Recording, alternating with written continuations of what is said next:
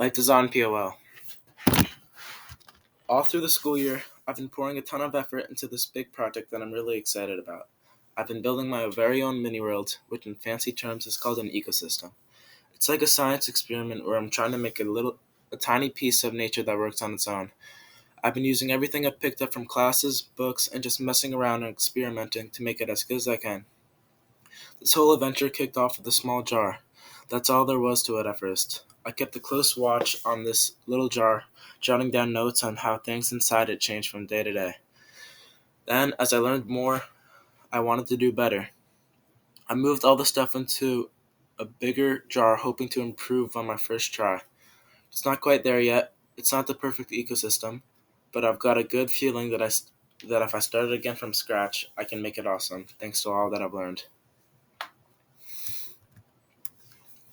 So, for anyone who hasn't caught up with what I've been up to, let me fill you in. I've been on a mission to create the small slice of the outdoors in a jar. That's what an ecosystem is. But here's the twist. While most homemade ecosystems need people to keep checking and tweaking them, my plan is to have one that runs all by itself. No watering, no moving things around, just letting it do its own thing.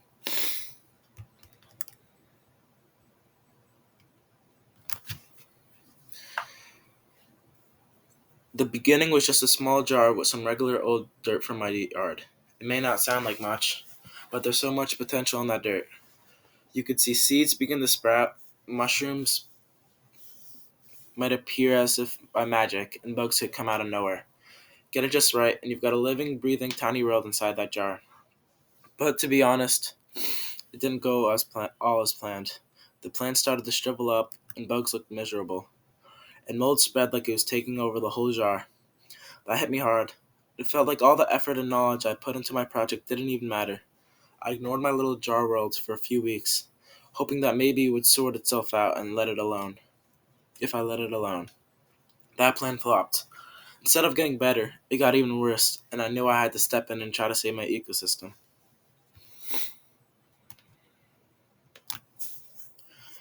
The first thing I did was get back to my daily log.